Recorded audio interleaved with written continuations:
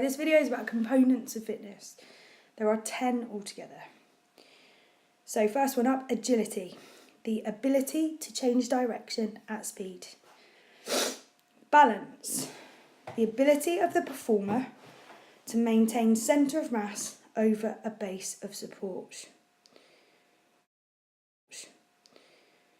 Cardiovascular endurance, which is also known as stamina, is the ability of the heart and lungs to meet the demands of the body over a long period of time usually. Coordination, spelling, is the ability to use two or more body parts at the same time. Flexibility, easy one, the range of movement at a joint. Muscular endurance, the ability to use voluntary muscles over a long period of time, usually without getting tired. Power is the combination of speed and strength, also known as explosive strength. Speed is the time taken over a set distance.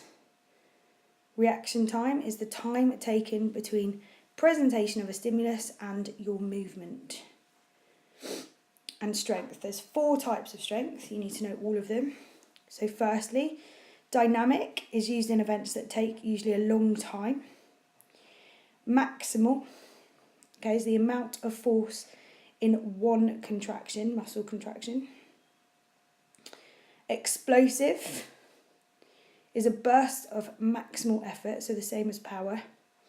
And lastly, static, which is where the muscle stays the same. So usually in a stable position. Next, you don't just need to know what they are, the knowledge, you need to know how to apply them by using examples in sport. So now we're going to look at when these components of fitness are used in different sports. So agility.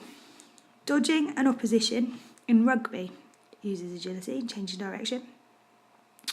Obvious example for balance is beam work in gymnastics. For cardiovascular endurance, lots of sports, but obvious, marathon runner, and I'd say most games players also need it. Coordination, lots of sports, but a specific example would be jumping and catching at the same time in netball.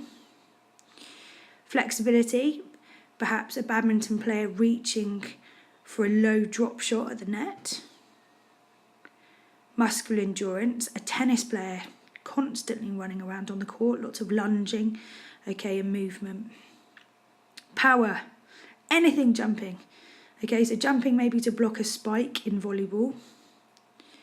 Speed, obvious example, 100-metre sprinter. Reaction time, perhaps reacting to a centre pass whistle in netball. Strength, so let's look at dynamic. Something for a long period of time would be rowing. Maximum would be maybe a single punch in boxing. Explosive, perhaps a tackle in rugby. And then lastly, static, anything that's still. So a handstand or even a rugby player in a scrum, as long as though it is not moving.